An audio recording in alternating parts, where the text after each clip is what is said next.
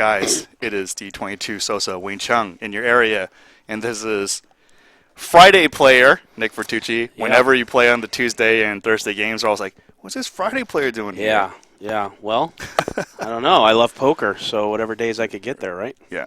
Yeah. You want me It's to good scoot over ones, more? yeah. Is this kind of no It's homo? good. Yeah. All Oh, right. yeah, Brian says it's live. Okay. So you are Nick Vertucci of NV Real Estate Academy, Yeah. and you are the founder, and you are a reg of, what's it been, 1.5 years already? I think Or- it's like a year and a half, something year and like a half? that. Yeah. Cool.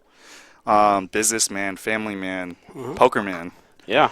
So let's just do your poker story first, or what you did leading up to poker. My poker story, Or no, sorry, your life up to leading up to before poker. Well, listen. Here's the thing. I've taken poker really serious the last couple of years, but I've been playing poker for years. Now you wouldn't know that because you could still play poker, but not play poker, right? Like I just was like really wrecking it up for Right. years. When I had my first fake ID, it was to play at the Commerce Casino before I was 21. Sick. Yeah, so that goes back a long time when there wasn't even no limit hold'em. Right. We were playing Seven five card card. stud. No, we were playing 5-card Five draw card and 5 draw. card stud. Wow. Yeah, and if you go back all the way, the game I played in when I was like 19 was so small that we would deal ourselves. We would take Right. turns dealing. You remember that? Yeah. Yeah. I wasn't there. I heard Yeah. about it. So that's how it was, and so that's how crazy it was. And then it was 7 stud. Yeah. Seven Then card it was stud. limit Limit hold'em, hold'em, and then it was yeah. no limit, and Right. and then it evolved into all that. So I've been playing for years, but Yeah. Most not- people don't know the progression actually, Mhm. and because they just see what they see on TV. Yeah. And you probably know too, like no limit hold'em isn't necessarily the highest stakes in the room consistently. No. It's like limit The mixed hold'em, games. deuces, mixed games, deuces 7 Yeah. triple draw, Yeah. 7 card stud. But when the no limit hold'em games run big, they run big.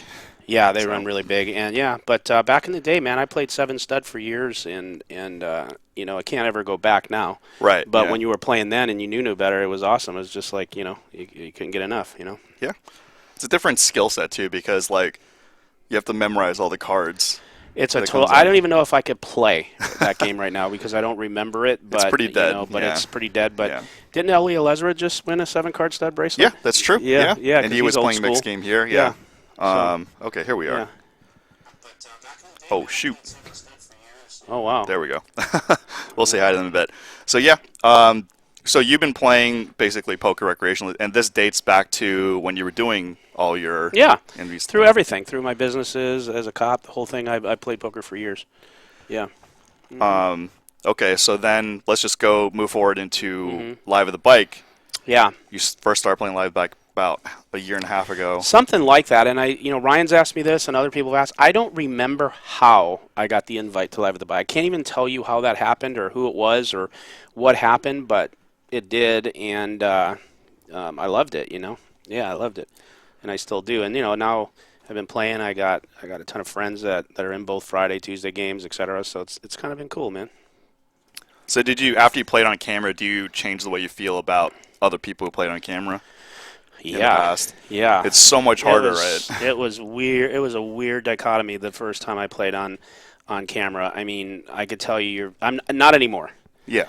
We get used to it. Yeah, it's a nothing burger now, but Right. But at first, you're so conscious of everything you do and how you look, and maybe I shouldn't have done that. And my game's evolved too, so it also Right. was pretty bad, even then. So, but you're very. I see some new people come in, and it's their first time on stream, and they're verbalizing remember, how yeah. weird it is to them. Like, yeah, this is weird. Yeah. They don't want to lose. Absolutely. Because all their friends are watching, right, Right. and all that. But after you it's like anything. After you start doing a while, it's like you don't even think about it really. I don't Yeah. even think I'm a stream most of the time now. And like everybody's seeing like you and the other, just all the players on Live at the Bike, they just get better and better right in front of our eyes. And Yeah. it's crazy, Yeah, it's really true. It's an evolution, and even the players that I came that were great players are better players now Yeah, than when I got absolutely, here. yeah. I.e., like even Garrett, like he's one Oh, of the yeah. best players on the show, and I can tell you the last 2 years he's evolved amazingly. It's in his game too. Everyone has. Yeah. Yeah. So aside from the players on Live at the Bike, do you have any other famous players that you played with? Huh. Well, I played on a Poker After Dark with Antonio and a Right. bunch of the, Jennifer Tilly and Don Cheadle. They're not the pros, but, a bunch of those guys. So I did that. Yeah, I mean, through the years, all those guys at the Commerce played, right? Yeah. Like Phil Locke and this one and Men the Mat, like all through the years I've played with all those guys. Yeah, and that's something that, like, the audience only sees the TV poker, and they don't see this, like, huge other world. Yeah, if you play higher stakes, you're going to run into these guys. Like, Right. that's just, the way it is, and so, yeah. Right.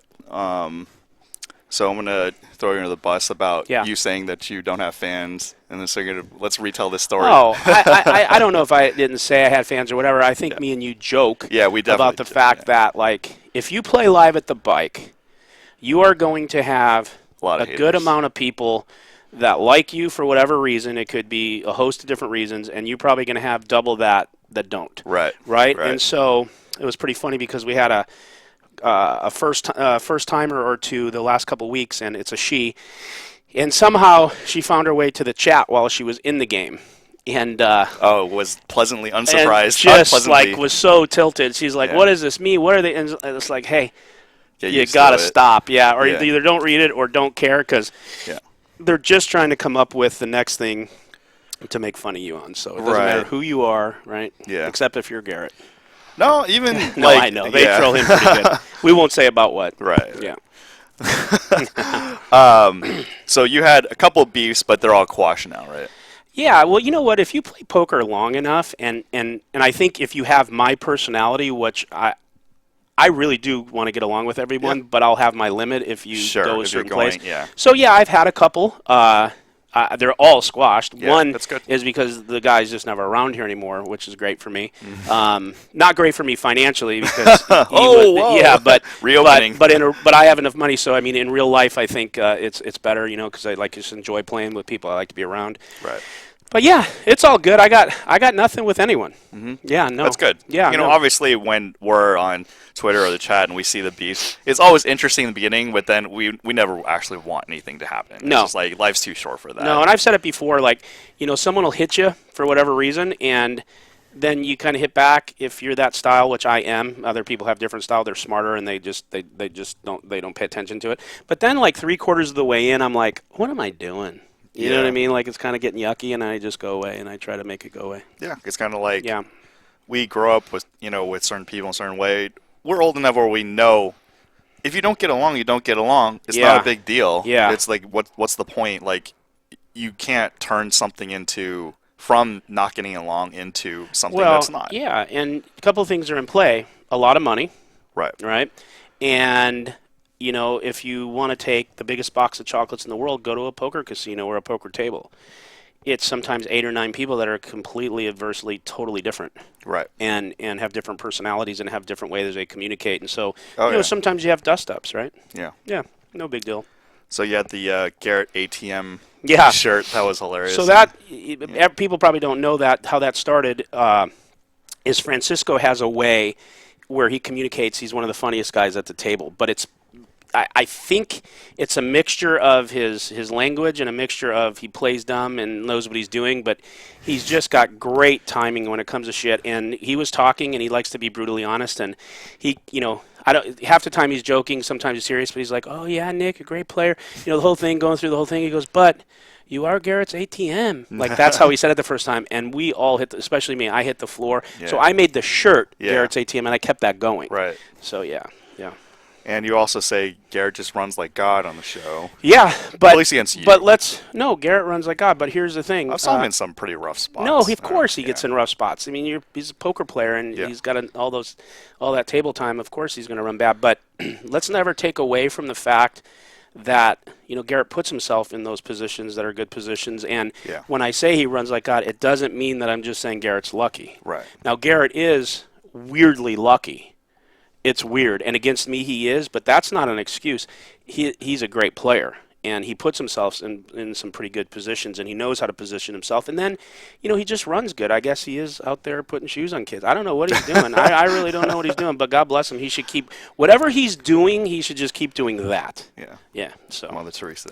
Totally. And if he's probably not listening, but if he is, hey man, Yeah, we all. You're the best. Hey, listen. All you got to do to know Garrett's is the best player is this. You just got to ask him. Why? He's always like, no. No, he does that, but he knows. Believe me, at the end of the day, if you ever challenge that in any way, even if it's a weird way, not just by saying whatever. Garrett's very competitive, and he believes he's the best player at the table. Right. Well, no matter all that bullshit he comes up with. Well, yeah, I mean, we all want to think that, we're Yeah. in certain course. tiers and stuff. And Of course. yeah, who are your top 5 players of all time? Or it doesn't even necessarily be like who the best are, just who you have the toughest time with, because it's Okay, it's a rock, so paper, I have the scissors toughest game. time with Garrett. Yeah. Because Garrett is not a GTO player. He's creative. He's got a ton of table time. He's a pressure player. He likes to isolate me. He does. He understands what my weaknesses and my strengths are. He's very intuitive to that. So he's probably my toughest player. And because I'm so competitive, what I should do is I should go this way and maybe avoid some hands, but I can't fucking do it. I understand. I keep going back to it because it's like just going back and looking into the sun, because I'm a glutton for that. Like, I want to keep competing, and I want to keep trying to figure it out. So that's what I do. But to be honest, over the time I played here with these players like Dan and Andy and all these guys that I've been playing with, I've said this before, like, I wouldn't trade that table time for anything, because I didn't realize the experience I was getting until I started kind of melding into these other games, and I'm like, whoa, like, this is a whole different feeling here. Like, my game's in a different place, So it's been good for me. Yeah. I mean, there's a lot of stuff we've seen over. It was like one of the Friday games I was commentating, and it was like, and some of the Tuesday and Thursday games, and like your aggression levels come up. Like, you used to be like kind of uncertain and just like call. Now you're just like running people over. No, for sure. Like, my game has evolved into a whole different. Now, what some people don't understand is it's not about the dollars when you're in the Tuesday game, or it's about the Friday game. And there's been a lot of people in the chat that say, Nick looks more comfortable in the Tuesday game. It's not that. When you're in the Friday game, the level of players are really here. Yeah. You have to play different. You have to be more careful in certain spots, and you have to adjust your game. It's just like, even if you're in a Tuesday game, Thursday game, you have to adjust your game to who's in that game, and sometimes it's way more aggressive. If you're on the left of someone, right of someone. So in that Friday game, you really have to navigate, and it's a different game. Like, if you go to the Tuesday game, to have 6 players in a hand is pretty common. In the Friday game, if you got 6 players in a hand, it doesn't happen. There's 2 players, 3 players in a hand, because the game's being played really, honestly, more pure. Right. And it's boring to me. If you want to know the truth, like, that's more boring. Like, when I'm in the Tuesday game, I'm having a blast. Like, but I have to adjust there. You can't just go fire because nobody folds. Right. Right. So you have to be, careful. So it's fun. But when you come in the Tuesday games, then they say, "Oh, he's a Friday game Oh, player." by the way, let me just say something, because it just kind of hit me of what I sound like right now. Yeah. There's great players in the Tuesday game. I'm not saying that I'm the best player in the Tuesday. I'm not saying that at all. I'm not. I'm saying that it's just a different dynamic. Like, I could name 5 players in that Tuesday game that are great players that I'm not saying I have an edge on at all, but it's a different game. Yeah. Okay. No, I mentioned. Just so we're clear. Yeah. I mentioned that, like, low stakes and mid stakes and high stakes all play differently. Yeah. So you can't take what people do to crush the high stakes games or compete in high stakes games. It just does not work. No, and honestly, some of the people, no big deal, but some of the people watching don't understand that. Yeah. You I know, mean, they're I just- try to communicate that, and Yeah. just like I explain it, and like you can see that clip on my YouTube. But it's basically like people put a ton of thumbs up, because people don't realize it's like it's not the same game, it's not the same players, No. because you're dealing with different knowledge bases. If you approach it the same way, you're going broke. Right. Yeah, And- it's not going to work. Yeah, one of the fastest ways to kind of die in the high stakes games is play predictably, like just tight aggressive, Yeah. which works in the small stakes. You have to adjust a little bit in the mid stakes, Yeah. but that is literally the fastest way to die in high stakes poker. For sure. So, yeah, I mean, I was like, I was there live, but I rewatched your Poker Life podcast with Joe Ingram, and I was really hit with the stories when you say you're doing well now, but you got punched in the face like many times, went broke. Yeah. You want to tell the story about those? I'll make it quick. I mean, in a nutshell, if you're going to be in business and you're an entrepreneur, I always say this, you see the success of people, because success always speaks for itself, but you don't see the 10 failures prior to getting to success, because most people won't take that risk, or they're too fearful to fail. And so a lot of times you don't see that. I happen to write a book. I'm not promoting it because I don't make any money on a book, but I wrote a book about it, Because, again, the common denominator of people that have any success is that they're willing to go out there and take their lumps, get back up, and go fight again. And most people will not do that of the fear. They don't want to take the chance. They don't want to get rid of certainty in their life because they don't want to be uncertain about things.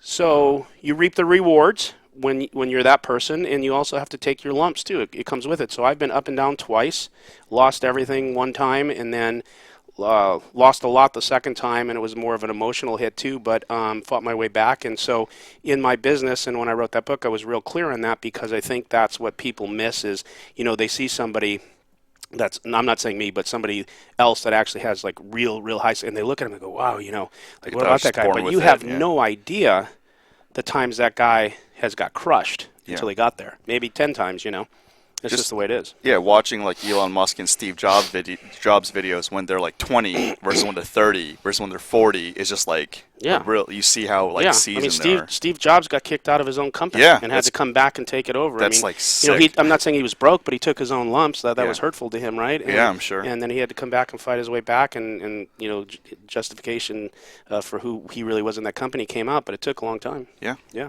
There was I remember because when he was first kicked out of Apple, I was like a kid. I was like ah ha ha, and then 10 years later he comes back, and then iPod, iMac, iPhone, just crushed it. I was like, oh okay, what the hell did I know, right? That's basically the thing, because most people in poker, they go broke several times early in their career. Actually, it was 11 years before I went broke, and it was my own fault, but it was also some family issues too. They just if I used poker to pay for college and my other stuff and do other things, that should have been enough justification, especially with wages not keeping up with today's cost of living. But they just couldn't handle that, and it just it went to a vortex that was never gonna solve itself. But me going broke was my fault. I should still deal with it better. I would do a lot of things differently, but that's you're never going to lose that experience of what you did and how you did it. Maybe you won't do it again, right? Absolutely Possibly, not. Hopefully. Absolutely not. Yeah, no. That's the thing. You can't buy experience, and once you finally have it, and a couple of things that happened to me, they probably won't happen to me again. I want to kind of knock on wood, because you never know, but they're worth their weight in gold. Right. And one thing, you can't transfer experience too. It's when people were I had good friends warning me and stuff like that. Man, listen. The whole thing about older people, wisdom, all that, it doesn't matter. You could speak to your blue in the face to somebody, and just like they did. I had so many people tell me with my first rise up with my tech business, invest it, stock it away, quit spending it, don't do this, don't live like that, don't do this. And honestly, I thought they were full of shit because they just didn't understand. I had this, no, you can't get me, right? Right. And when it happened to me, I thought back on it, thought, they're right. Now I'm that guy with that experience, and I'll tell other people the same thing, and they'll do the same thing until they learn it themselves. It's just the way it is, man. Yeah. Yeah. So one thing that poker players especially, and probably other things like stocks too, they have issues with after they play high stakes, they can't step back down. Yeah. And especially when they're outdated too. And the mid stakes in poker to make money is way easier. But it is. At the same time, in this era, mid stakes poker is not as lucrative as it was 10 years ago, 5 years ago. Well, if you go back to when I started playing poker, it was a fish tank. Right. It's not like that anymore. Everyone knows what they're doing. Even the guys that don't know what they're doing still have a better concept of what they're doing than back in the day when No Limit was just coming out. You just had a small percentage of people that really got it, and the rest were just really ATMs. Real ATMs, yeah. No, I remember. But the thing is, even if you're not pro or studying, we've been watching No Limit Hold'em on TV for over 15 years. Well, that changed everything. Right. That changed everything, yeah. That changed everything. And I'll tell you, man, I won't say who, but I was just telling someone this recently who may be toying with going pro and not going back to work or whatever it is. And I got to tell you, man,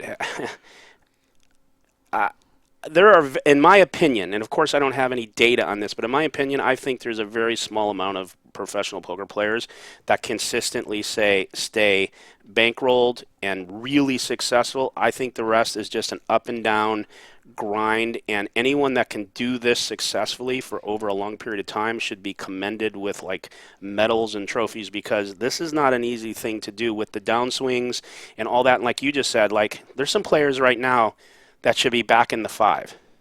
grinding their way back up on their bankrolls, but they just can't go back down there, and then they're donking off the rest of it, and then they're broke because they just can't do it. So it's a tough, disciplined business to be in, and I'm not in it because I don't do it full time because I don't need to, but I could just imagine if I did, the pressure. And one thing I always mention is, just because you're not a professional player, you play casually, doesn't mean you're not a winning player. But playing for a living and winning, and being a winning player are two totally different things. And that's the thing, and I won't get into this because it used to rub me. It doesn't anymore. I promise. Like, it really doesn't. I'm only going to touch on it because it's just weird to me.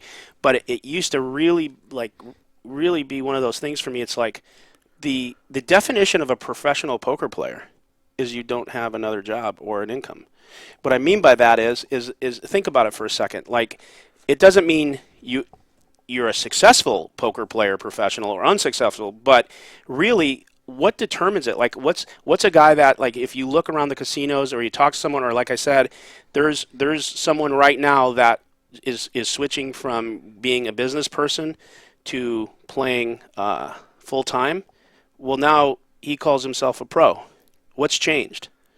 The way he spends his time? What's the way he spends his time? What's changed? His game is the same as it was the minute he stopped working. Now, it may evolve again, and he may be better a year from now or even 10 times better, but what I'm saying is, what's really changed? Is there a test? Is there like a pro card? Right? So it's, there are a lot of rec players, not I'm saying me, but a lot of like players that play part-time. Well, I play probably more than some of the pros. If you think about it, I play 2 or 3 times a week, right? Yeah. Okay, so there's some pros out there, like Garrett plays once a week. Yeah, he's not lazy. He just plays once a week. Right, sometimes 2 if the games are good. Yeah. But the point is there's a lot of players out there that are winning that are not pros, and there's a lot of pros that are playing that are not winning, and a lot are. So it's just a weird dichotomy to rec / professional. Yeah. It's always been that way because I don't see where's the test.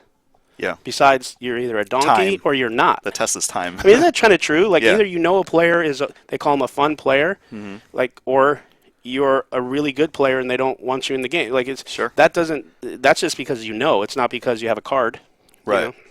There's no qualification. But even if there was a qualification system, it's like, it's so variable among like all the occupations. Like, you can have a PhD and you could be a genius, or you could just be a fraud and weasel your way in. Who knows? Yeah, you got guys with great college educations that are bums, and you got some that have college educations that are wild successes. Sure. It's the same thing.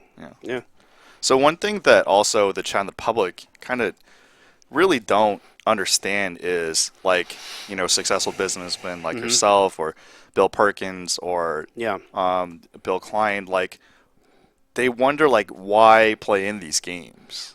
And so, like, I know some of them, especially that don't want to play on camera, they're just there to blow off steam from what they normally do, or they don't match cards. But for like people like you, Bill Klein, Bill Perkins, and some others, you guys have a different motive. Yeah, and I don't know what Bill's is. I know Bill has a ton of different things he does with his money. When he wins, he loses, so there's a whole thing. But I could just speak for myself in that I love poker. And I love the competition of it, and it doesn't matter if I had 2 cents to rub together or millions and millions of dollars. It doesn't matter for me. I'm engaged in the game to win to win.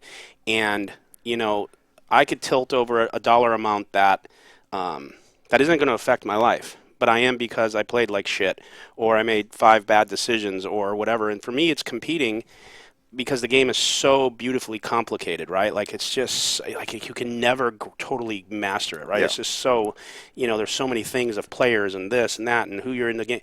And that's the thing I love about it. And I can't imagine, I really can't imagine sitting there week after week just to blow off steam and just to see cards or just to have a good time. And not because the money would go away fast. It wouldn't be fun to me. It's just like, if I'm going to do something, like, I want to win, you know what I mean? So for me, I can't even grab the idea of just blowing off steam. Yeah, different people have different motivations, but it's also like some people just grew up with this game since they were kids. Yeah. So that's one of the opinions. I don't think short deck's going to necessarily catch on in the United States. Yeah. Because the whole reason say no limit hold'em or even stud or PLO catches on because the hand rankings are the same. Like when you start messing with the hand rankings and like what's the deck, then you're just like, I don't want to play this. I want to play this game that even if I am good at or suck at least it's the same game I've been playing ever since I was a kid. Yeah, that you really get it. Yeah. So that's because the thing is, you going through 5-card draw, 5-card stud, 7-card stud, limit hold'em, no limit hold'em. At least the hand rankings are the same all the way through. Correct. Yeah, same concept. But I think it's unanimous that No Limit Hold'em is the only watchable form on television. When you don't agree? Yeah, if you were to sit in front of a 7-stud game, which they have run on live TV before. Yeah. I mean, come on, and limit. Yeah. Yeah. I mean, we've run that here, and like I love poker, and I could usually watch anything. I can't watch it. So, yeah, what happens is that obviously it's entertainment and education, and it's like for the people that love No Limit Hold'em, we want to just branch out, and also promote the game here. But of course. Yeah, it's just that's what it is. Yeah, don't listen to me. I'm just telling you what works for me. Yeah. That's, as far as a business model, you got to run it. Yeah. Yeah. So, one of the things too is during those broadcasts, because I know most audiences, spent 15 years watching No Limit Hold'em, I try to translate what's going on there into a no limit sense, like what's analogous versus like previously when I first started commentating and like previous commentators when they do those games like PLO and limit hold'em, they're like, oh, this is the right thing, and then the audience is like, they don't even understand, but I'm like, this is how bluffs are different, this is how AC is different, this is how something you don't necessarily notice in no limit but you have to notice in these other games, right, and so on. So yeah, I mean, that's like, I've played with a lot of, rich people over the years, businessmen will earn, and they often like me because I do all these other things. I didn't really, poker's just one aspect. And the same thing for you. You have other. Yeah. As for what are the other hobbies that you do? Well, I will say this. I wouldn't call working out a hobby because I hate it, but I do that because I'm old and I want to keep it, Was that just like that happens when you get random calls? Yeah. They call before you shout out to the call? Yeah. Okay, I'm just getting used to all your buttons. And so I can't add that because I don't look forward to that. I do that just so I don't die in a couple of years. Right. Let's think what else. I got to be honest with you, man. Poker's kind of my passion. I mean, I have family, I got kids, all those things are important to me. I got businesses. And, other than that, 2 or 3 times a week, I'm playing poker. And that's where I feel very blessed because I really love it. Like, there is never a time that I'm there, but why would I be? But there's never a time I'm there, like, because I have to be there or be whatever. Like, I talk about this with Garrett. Like, we sit there, and, for us, it's poker, but it's also like, who's in the game, and we're bullshitting and having fun and talking, and so for me, I just, this is what I love to do, and I've been immersing myself more into this in a lot of different ways, and just, that type of thing, because, like, I really love it. And once I start loving something, then I can't stop thinking about it. Like, even, in the morning when I wake up, I think about things that I need to do in the day. I think about my business. I think about things, whatever. But as I go to bed and I'm winding down, I want my mind to shut down. I think about poker. Rolled up bases over king. Yeah, just like I'm envisioning hands that I'm hitting the river against Eric. It never happens, but when you're just falling asleep and you're like thinking about how big that pot is and how good it feels, like, so I can only imagine it because I can't do it. So it's just the greatest. Let's go play some cards. Yeah. So one thing too is like you're a big family man. Like you mentioned that your daughters come first over everything. Totally. Obviously, people in the gambling world and poker world have. We'll get you in a sec. Have problems. Someone's stalker calling. Yeah, responsibilities. So sure. Yeah, I mean, do you have any words for like the public on like keeping your priorities straight? I think you seem to have yours straight. Yeah, I mean, I think that's like anything. Like the kind of business I'm in, where I have all these. I have a training company, and I have all these teams around the nation, and we're in like all these. Every week we're in 10 different markets around the nation. I got teams. I got so many things going on. I've seen other people. This is just one example. I've seen other people. The guy I wrote about in my book, who took that business and made it their whole life and immersed himself in it so in the wrong way. He wound up losing it, but because it was just such an egomaniac. But lost his family, lost his wife, got caught up in the money of it, got caught up in all the whatever, because he was out in the road and the girls. And so I don't even know if that still affected him, but like for everyone else out there, I don't care what you're doing. Yeah, if you got things in your life that are important to you, you have to tend to them and you have to take care of them and you have to put time into them and water them because if you don't, you will lose them. And so I guess it just comes down to what's important to you, like in anything, right? Yeah, you just have to. So, for me, my kids, my family, it's Number one. number one. Now they're getting older now, 21, 18, and 14. You have to so, let go. So they don't need me as much. They're kind of doing their own thing. But I put my time in, yeah. Do you have any shotguns in case some guys are out of Dude, line? I was a cop for 20 years. Are you kidding me? The first thing they hear is when they come over, and then we talk about all the rest of the stuff. So, yeah, pretty much. Like I usually will always have that on me, too. Maybe not a shotgun because that would be hard to hide, but so yeah. Right. It's just like, don't test. All right, 203, since you called twice, Yeah, shit, we are get that going guy. to call you.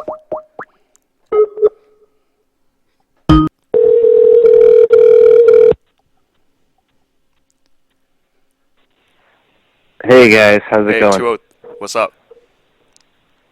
Hey, so I have a question about how to play kings on an ace-high board, and I know that's kind of a generalized question, but Carefully. I'm a 1-2 player, and my question would basically just be if I don't know the opponent that I'm playing against, and I've raised pre-flop, I'm in position. I'm not in position against the person I've raised against, and I have kings, and a ace comes on the flop. How should I proceed in the type of position like that's that? a very important question, so don't feel bad. It's something that a lot of people always ask. So in the lower stakes, are you heads up, like you raised early position, somebody called in position, right?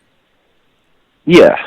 So usually they're not going to have a big ace. They're not going to have ace king, ace queen, maybe even ace jack. So if they have an ace, it's got to be something like ace x suited, or if they're playing way too loose in the small games, it's going to be whatever, ace reg. So that's one possibility. The second thing is the other two cards matter.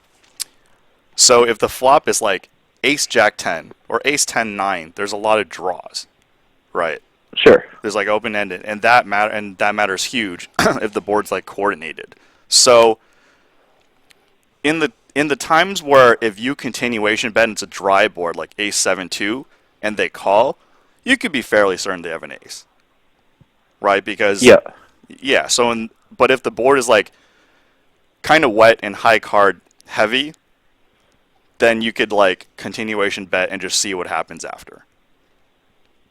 Sure. Sometimes that makes sense. sometimes it'll be like ace 10 9 with two spades, and obviously if the 8 of spades comes off the top, you're done, right? Yeah.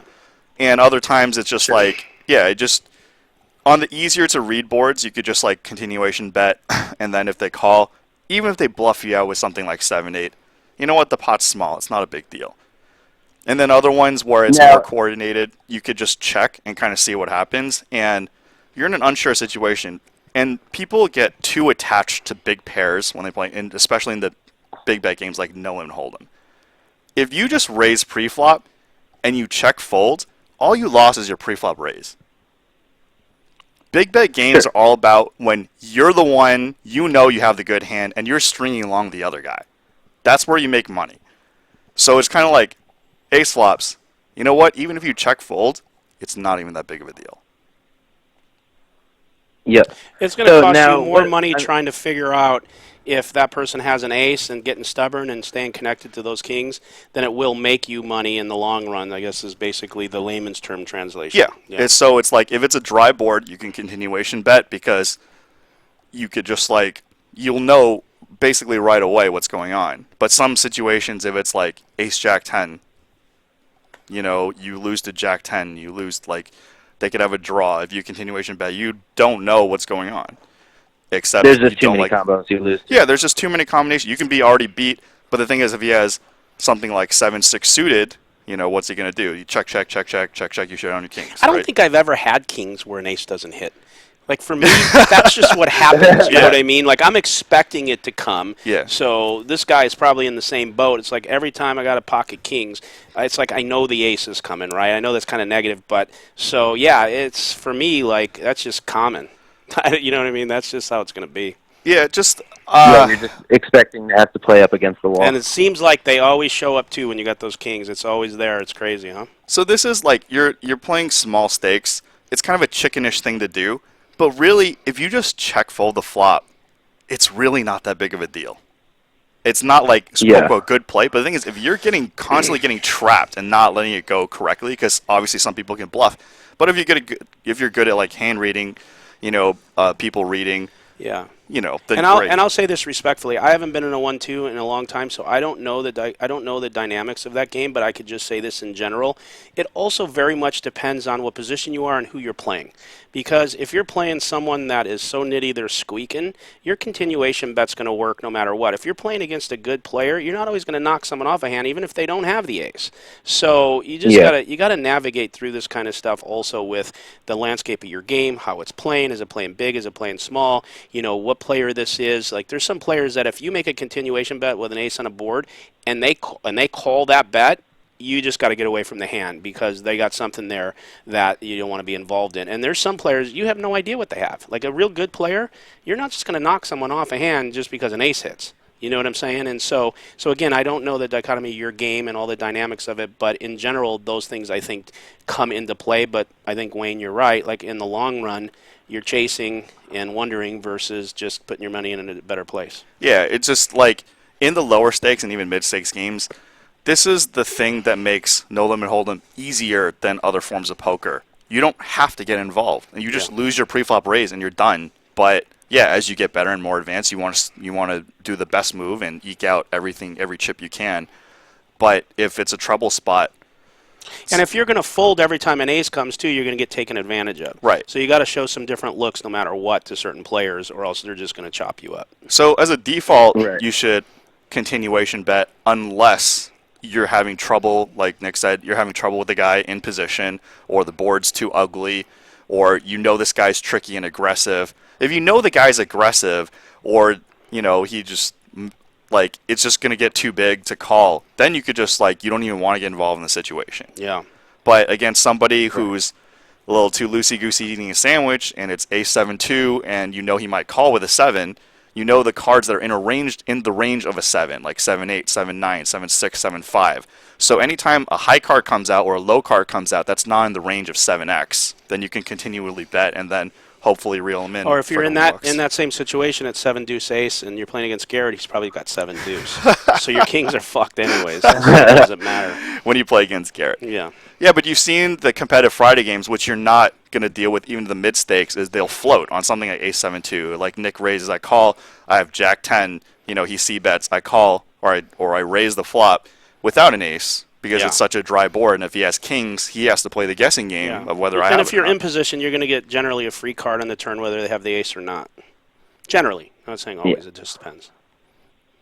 Yeah. So hopefully. All right. Well, thank you guys. I really appreciate you sharing that information with me. I really appreciate it. I really like watching the games, especially seeing you play on Friday next.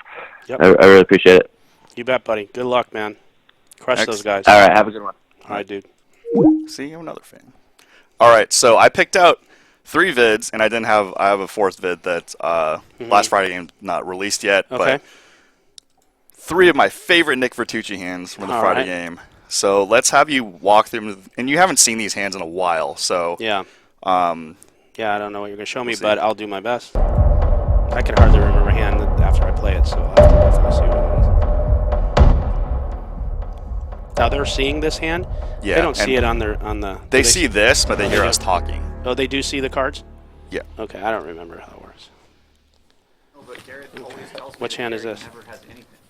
This one's you and Griffin. Oh, that's a long time ago. Look, did I even have a beard? Fatter and everything. I fear the beard.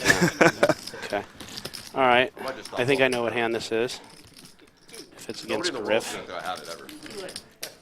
Oh, look at this crew. Gary, Prolad, Progress. Dan, yeah, Progress.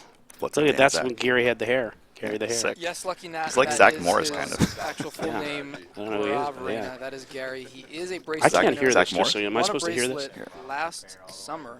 In I don't need to hear it. I don't. Do I need to? So we have bracelet. Oh, yeah, I winner do. In seat 1, Gary. All right, let's think what happened here. This is a long time ago, dude. Yeah. So folded Dan Zach, he's raising to 500. Okay. High stakes. And then Dan, Zach, and C3. Slick Nick calls Two-time ace-6 of spades in the small blind. Yeah. And Griffin, ace-8 of diamonds in the big blind. He 3-bets. Nick Vertucci Dan accomplished wisely lets go of 7 real high. estate And you call, out of academy position. mogul in seat 5.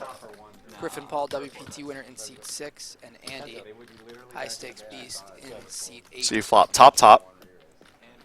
You Yep. check. Yep.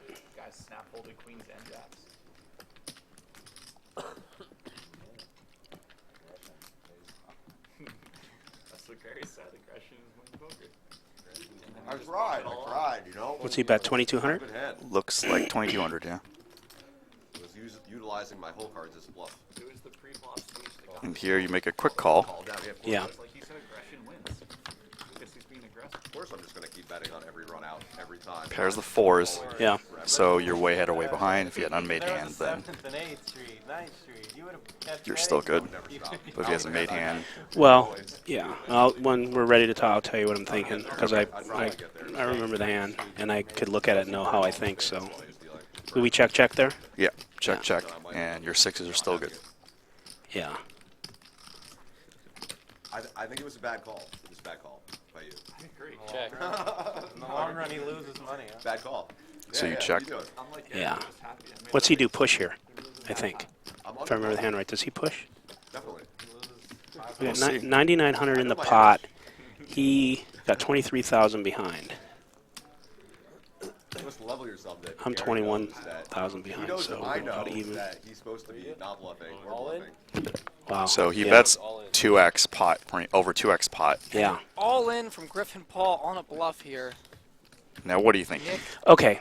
So checks the what I'm. river, Let's stop it. has a So 6. first of all, we both called Dan Zach's raise, correct? Yeah. All right. Even Oh, though. hold on. Danzak raised, Yeah. you called. Yeah. Griffin re-raised out Yeah. of big blind. Yeah. Danzak folded. Yeah, and Dan folds. Right. Yeah. He re-raises, and then okay, got it. So right here, what I'm thinking to myself is of course he could have a big pocket pair. I mean saying the obvious here, but in my head I'm putting him on 2 big cards, ace face. That's what I'm actually putting him on. I think in my head at this point with his re-raise or a big pair. What I'm thinking here is, obviously we both checked the turn. I call his 2,200 on the flop. Listen, I've had not a lot, but I've had some experience with Griffin playing at the other casino, not to be mentioned, for many years too in the no limit games. So it's not like we're new to each other, and I've seen how he plays. He does probably consider me maybe on a smaller range type player or rec player, and so a lot of times these guys respectfully will try to take advantage of that and put pressure on me, right? Yep. Well, it still do anyways to anyone, but probably a little more to me. And with that board there, what I'm thinking to myself is, okay, if he's got a big pair, I think a shove's a mistake. It's a big mistake. He's too smart of a player to shove with aces or kings because he's got too much value there. He can make a little value bet on me maybe to see what happens and then maybe get rid of his hand. And so it has to be air or he has to have the nuts. And I don't put him on the nuts with that board, that straight line there with his re-raise. So that's what I'm thinking in my head, although it wasn't an easy call. I took forever to make this call because, anything could happen here. But this is really the kind of hand I put Griff on because his story in this case didn't make any sense to me. Although the pressure he put on me was immense. And in that sense, I was contemplating folding this hand. I mean, I obviously have 2 pair only, and there's a straight line on the board. Griff is capable of making the move in the big blind with having a hand like, 2-3. Or suited. 7-9. Of course, 7-9. So it's possible, but I don't think it's probable, especially with Dan Zach in the hand. See, Dan Zach was my cover with the $500 raise, right? Yeah. Because he hasn't probably enough respect for Dan Zach's raise to not get jiggy with the 2-3 diamonds. Because if Dan has any kind of real hand, he's going to come over him, or he's going to be in trouble against Dan, especially out of position.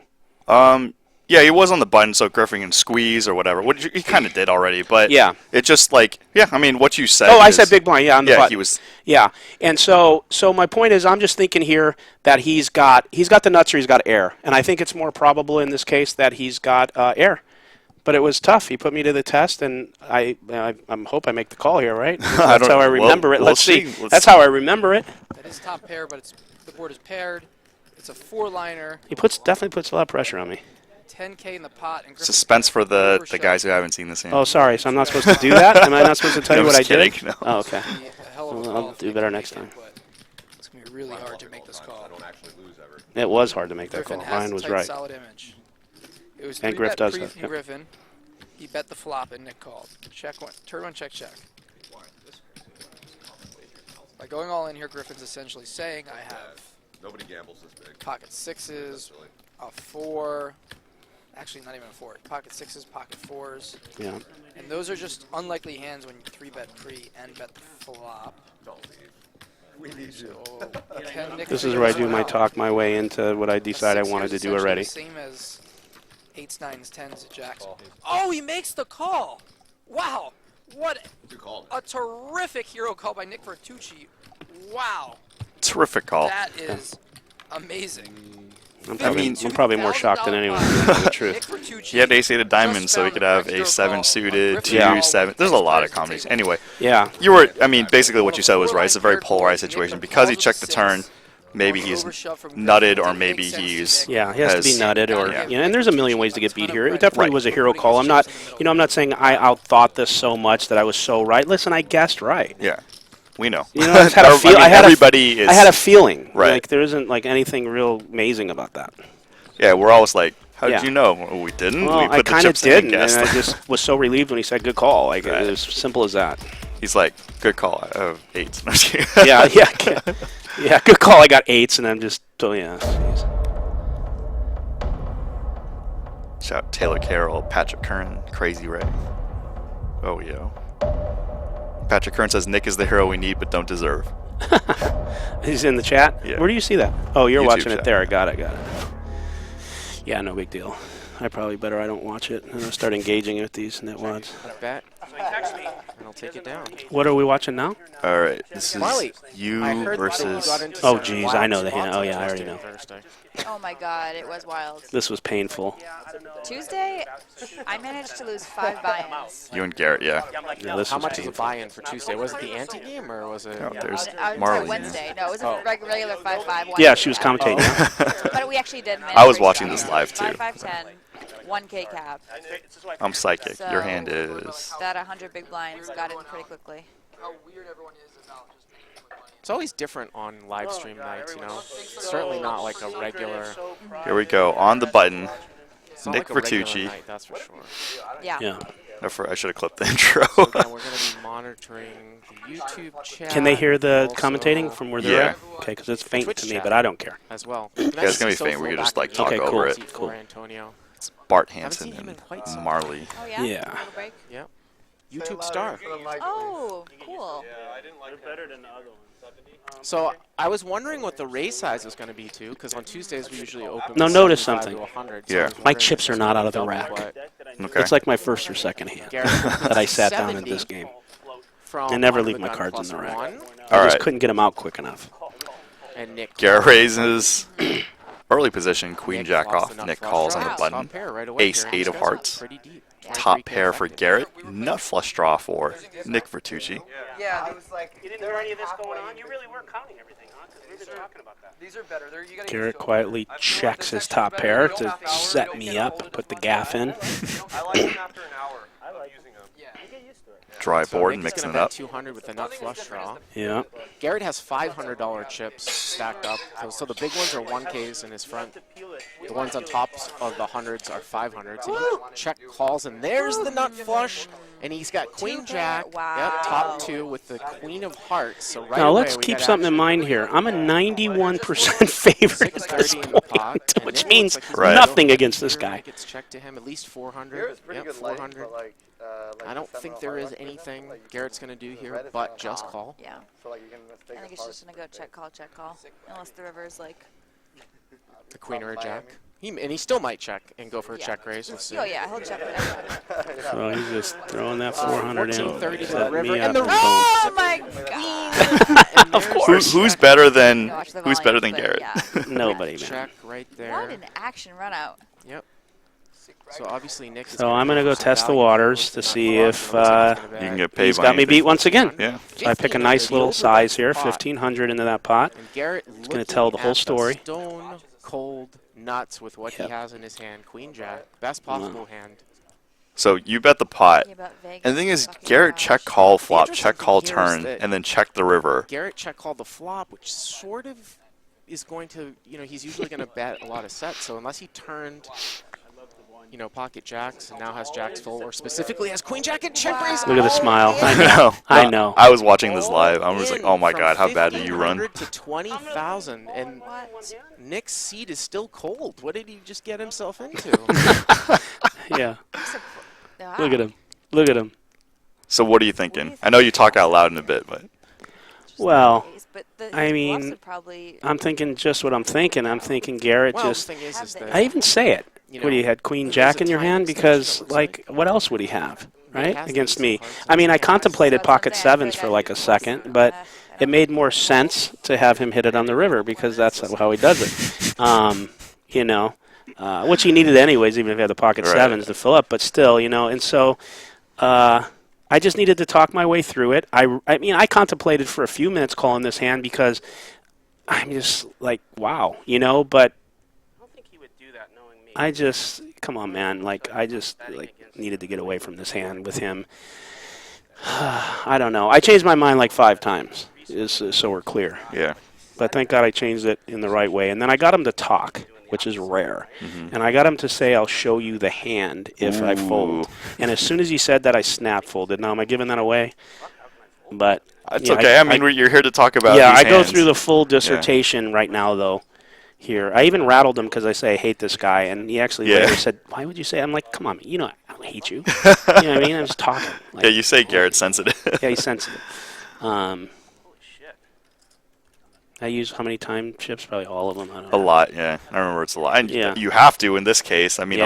unless you're just gonna lay it down right away, you just gotta Yeah. take your whole time to think. Because Yeah, I've been in this position. I mean, I've been so many times with him. It's but like I said, I think what worked against him too is my chips still are Your chicks. are still in the rack. Like Bart said, my seat wasn't even warmed up yet, and it's just how this goes with us. So if it wasn't him, and I'm not kidding around because there is a dynamic to him hitting these rivers. Look at this. So he's smiling. It's just look at Sick. him. Yeah, it's just sick all the way around. it's I funny. love the guy though, man. I got to tell you, he's such a sicko.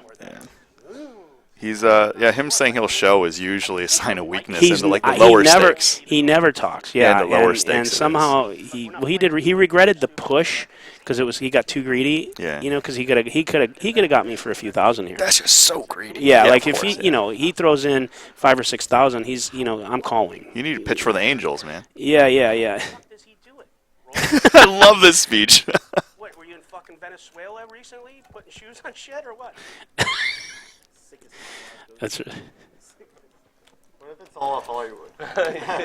No, I mean, if I had Queen Jack, I would do this anyways. For sure. Because, I mean, this is like one of these fun games, right? I just make the comment, it's a buffet, and I'm ready to go felt on the first hand. slow roll ever. God, that would be amazing. If I had Queen Jack, oh my God, would that be amazing? Can I ask you something? Between us girls, do I only have 19 seconds? Can I ask you something? If I show you my hand, will you show me the bluff? Will you just fucking punish the shit out of me? Yes. Snap fold. Wow. he lays it down. Wow, he's so sad. Look at him. Down. Oh my God, good fold. God, is he a fucking lucky player? Oh my God, are you the fucking luckiest player on I the love planet? it. I really have the Oh best my time God, is he in the these fucking situations. I live luckiest for man this I've- Right. shit, just so I you know. hate giving him. knows what you I have, fucking too. hate giving him the 2,300 or whatever I gave him. Hey He Nick, knows what you have, too. I just Fucking really, nice hand. That was a dude. really Shit. good fold. really Yeah. grew a lot of credit for you, man. Especially That's against good. you. He's so sick. He's He's sick right now. He's Yeah. sick because he overbet. He's I sick fucking because he was so close to told me. fucking- Because That he was talked. legit. He That told was me he'd so show me the hand. entertaining. As soon as he said he showed, I Yeah. snap folded. Fuck, you don't like hearing stuff Dude, after that's me. that's Wow. insane. You don't didn't care, have a set right? of sevens. Because remember the good for you thing? Yeah, I'm definitely. very careful. Such a nice guy, dude. Yeah. What? Jack's a set of Could you sevens, imagine or if I queen had seven. jacks? Yeah, you have to. Yeah, it says like, you That was a guys, fun hand, even though yeah. I lost. People don't know because like, I mean, you have probably more of a relationship with Garrett than I do, but like, one time he was playing big outside, and then they were taking a break, and he was just like, he came by, and we were just like chatting about my other projects, and he's like, "Oh, are you happy you're doing like live with the bike and prop?" Yeah. I'm like, yeah, dude, I don't miss playing high stakes. Yeah, and he's yeah. like, yeah, good, because you saw him on Joey's pod.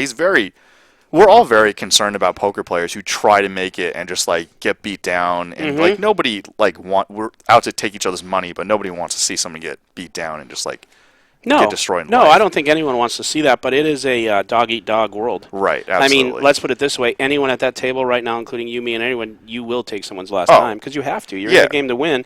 And, there's been times I've felt for some guys that have been in games running bad for weeks, and like honestly, no joke, that not to bring it up, but the hand Andy played against what's his name? Jackie.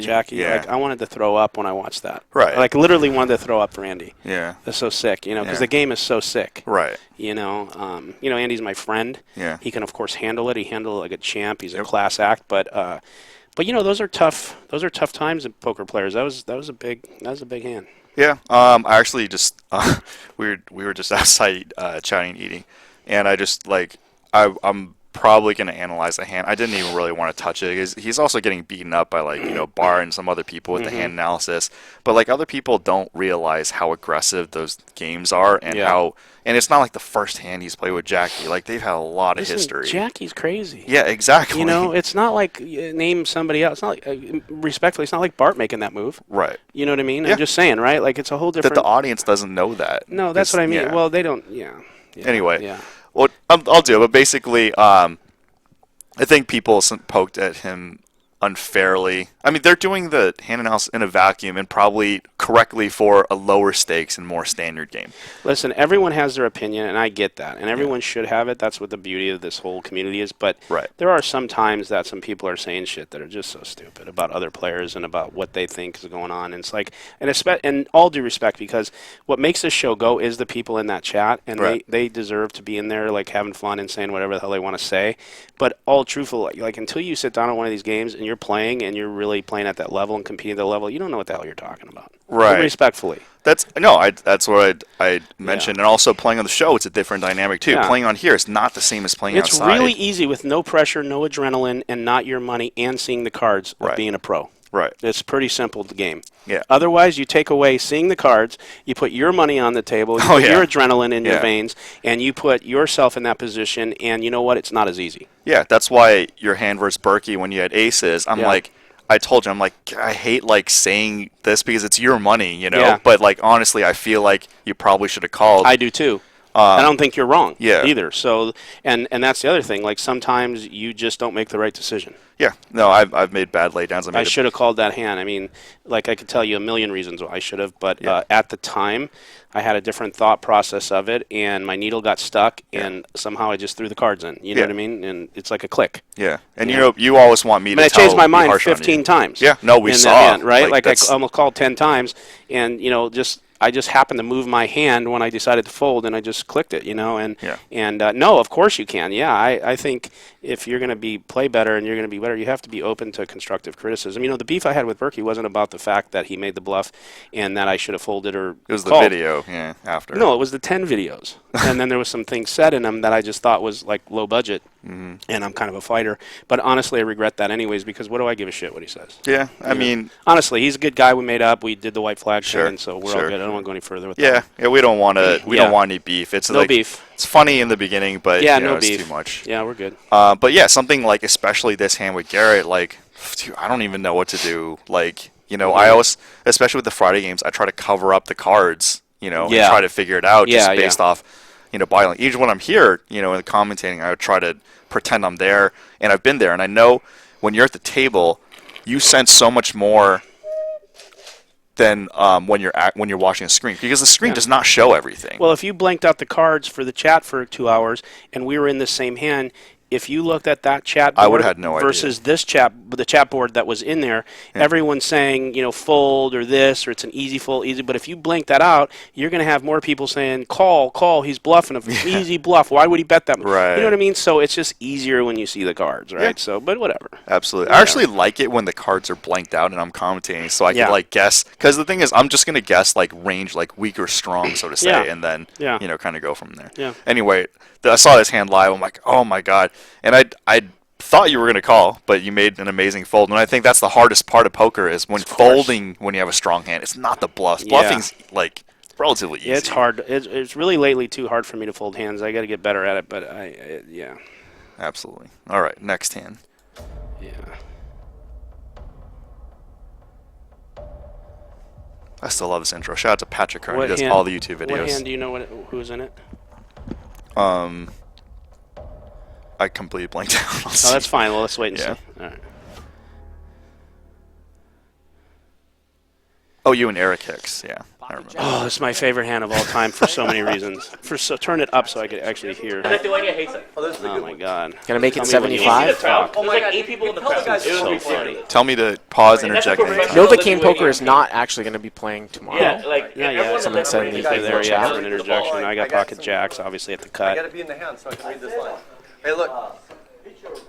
So 75 here from Nick. David calls button ace-8 off. Group too. I missed this Eric group. calls and Ramsey calls. So 4 ways. It came tumbling Wow, look at fast that and Jack. hard. Oh, Queen 10 against Pocket Jacks and Jack 8. Look at this flop. Back bet to you, Top and bottom, nut So I'm straight trying and to get top him right now set. to act. Oh, He never acts in time. boy. We'll get to that in a minute. It came Oh, tumbling. wow.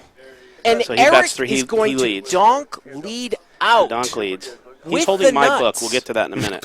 Ramsey with top and bottom. Stay around for this one, folks. And Nick Yeah. with top set. Queen 10, Jack 8, and Jack Jack on Jack 9, 8. And here comes a raise from Nick.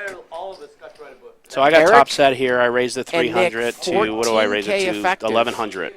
Eric yeah, so Donk about led the flop with the 3.5x nuts. You can see him drinking approximately. his wine. Ramsey Yeah. with top and bottom, thinking he's slow playing. And Nick Okay, in 1 second, I'll not yet. I'll have you raising pause. here to Once- 1100, once he thinking does he's what got he the does. stones. What? And Nick is in big, big trouble as a lot of his outs are dead. I want that Jew fucking sweat. And 8 is dead, and there are no more jacks left in the deck. And how is Eric going to play this? There's a lot of action card killers that can come. A lot of action killers. A lot of action I don't even killers. have my glasses on. Yeah, I'll tell you Here in a second. comes the act here, folks. Yeah, which is such a mistake on his part. I'll tell you in a minute. Getting a little bit quiet now. Yeah. What a setup hand. All right, Key, you can leave now. Make it 4,000. You can leave now. 4,000 straight. So let's stop here. All right. So this is exactly no bullshit, and you'll hear it in a minute because I call out his hand. I don't know if you remember that. But so here's what I'm thinking prior to hearing me call out his hand in a minute. So Eric and I, here's our history. Our history, and this only matters because later after the hand, you'll see some behavior of mine that could be deemed as low budget, but it wasn't because I wouldn't do that normally. There's only 2 players in Live at the Bike that I would do that to. That would be him and Destin. Destin deserves it, and he was doing it to me. So okay, but let's get back to the hand. So I roll up here with top set. Now Eric has been busting my balls for the past 4 or 5 weeks, and when I go to the bathroom, was telling everyone at the table to vote me off. He would out loud say I'm a Friday guy. I'm a Friday guy. So I happened to get into this game, and for like 8 or 9 weeks in a row, I crushed the game like big time, like wins that were ridiculous. Okay, so he didn't want me playing. He considered me a Friday guy and thought that I should be not in the same class and that I should be. It's a compliment, but it's still horseshit, right? Sure. Okay, so we have that going, and I had a lot of players and people telling me that he's trying to get me off the show, off the Tuesday game. Okay, Yeah. so we already have that, and I had called him out, and then he was upset at the players, and he was trying to figure out who it was, calling everyone a rat. Okay, so we have that dynamic. Now, Yeah. he's got my book in his hand that Key had because Key wanted one of my books. He has it. He's talking about it. He's kind of doing some semi-mocking of me with the book. He's doing some things. When the flop hits and I raise it to 1100, I'm watching his behavior. And sometimes when people are not paying attention to their hands, so a lot of times if you watch in games and you'll see if someone's eating or they're not paying attention, generally that means they're not interested in their hand. It generally means that. Yeah. And if someone's really protecting their hand differently than in some hands, you They know have that when it gets to them, something. they have something. They're interested in playing. Okay, that's common. That's the easy shit, right? Right. Okay. He's overly doing all this and pretending like he's not interested in the hand. So when he raises to 4,000 after he acted that way, I say here coming up, it's very obvious you have queen 10. But I'm not going to fold my top set because I don't know that Ramsey has jack 8. I don't know I'm dead. Yeah. And, if you're going to get in the habit of $4,000 raise and folding top set, then you better quit. Right. Okay? But you're saying, well, why would you if you know he's got queen 10? I don't know because I'm committed to this hand, but I'm really thinking I'm in a world of hurt here. Now, he does something bullshit because he loves Ramsey. It was his boy at the time. And he tells Ramsey to get out of the way. And when he does that too, get out of the way, Ramsey, that was an Red indication flags. to me that he wanted to protect Ramsey and he wanted to really stick it to me. Yeah. So everything is clicking that he's got the nuts here and that I really got to improve. So I am not feeling really good about my top set here, but I gotta continue. So that's where we're at. All right. Wow, 4,000 straight. And what is Ramsey going to do in between? Can Ramsey make the top and bottom lay down here with two combinations of straights out there? Regular right. I don't think Nick's going Yeah, to get out of the way. Yeah. Get out of the way, Ramsey. Man, you just call this just because you're short stack. You're getting voted off the show for sure. How he's still acting is just screaming I'm queen gonna 10. use all my leverage to get you voted off the show. You short stack motherfucker. Get out of the way, Ramsey. See? Yeah. So Ramsey and show him it over were to kind of, I don't know Francisco. I if think close, but Ramsey when might he's get saying that away from Ramsey this took his one. advice. And he does. Nice. He fold. really means it, Yeah. which means I'm in trouble. Come on, Nick. You got to give back sometimes. Nick's going to double check that he has top set here. Win every hand. I know. And he makes the call. And we're looking at a... No, you got queen 10. Come on, man. Wow, look at this. Nick calls his hand out. And the turn's a 9! Wow. Are you kidding me? Are you kidding me? I'm not kidding you. I'm so happy right now, especially because it's against him. I'm not going to lie to you. Unbelievable. I'm going to win the free roll. Wow. You checked. And check on the turn, and the river's a Wow, 5. you snap checked. Nick checks Sick. back jacks full. There's a pot-sized bet left. I got queen 10. Oh, by the way, you owe. I still think he has queen 10, but I tell him I don't know. You still got to pitch it. You still got I really, at this point, don't know.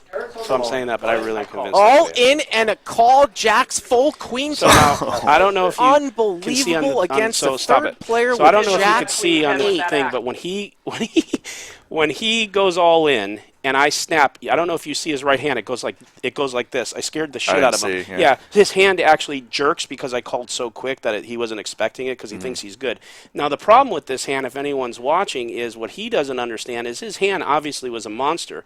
As soon as that 9 hits, when I flat a $4,000 raise, not being a complete donkey, which I'm very careful with my chips, right? Yeah.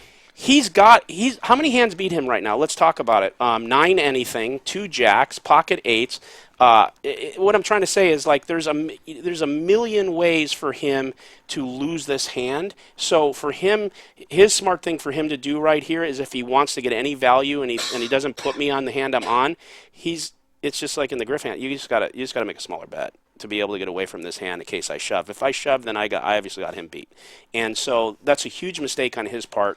Whatever. I'm glad he made it. I won a big pot. And the reason I jump up and start yelling it's a cold read and doing all this stuff is because we had a long history of him winning a couple hands and doing some things and him trying to get me off the show. So this was calculated from me because it's not really in good taste. And I don't do this ever. The only person I do this to would be Destin because he does it to you. Right? But him and I do it in good fun. I like Destin, to be clear. So, yeah, I mean, I didn't catch a lot of things going on. I'm obviously just the cooler situations. Yeah. I'm just like, oh, shoot. And Yeah, I mean, I got lucky. I hit the turn, and that was that. What are you going to do? let's see. Who didn't know he had queen 10 with that out? Come on, the way he was playing that, gosh, such a cold read. That was just such a read. Gosh, it's so. Now I asked for the bounty because I had a $500 bounty on him. Obvious I have to fill up. For him to be filled. So obvious I have to fill up. $500 for the Hey, who's paying me the 500? Man. Yeah, I'm really just needling the shit out of Get him. all your money anyways. Somebody hates pay me my the 500 out of principle. Peace now, though. Peace. Yeah. Peace, Oh, peace, totally. peace. Well, not really. He just never come. I think he went busto. I don't know what happened to him. Oh, I don't know. Whatever. I mean, Who cares? I don't know. He's not on my radar. But yeah, whatever. God bless him. Sell a bunch of bikes or whatever. Well, For those of you who don't know, he has a chess company. He might have sold it. Anyway, he's a big chess guy. I know him. I don't know him, but like one of my best friends is a co-founder of chess.com, and they knew him and whatever. Like, hopefully that's maybe he's good at chess. Yeah. I don't know. Dang. Yeah. Bang bang. You can tell. I'm just get me off this subject. Let's go back to. All right, back on us. All right. If you guys have any questions for Nick Vertucci when it comes to Bring it. real estate, family, No, poker. I don't want to talk real estate. It bores me stiff. Okay. If you want to ask me anything else, personal questions, all that, how many times I shower a day, I don't care.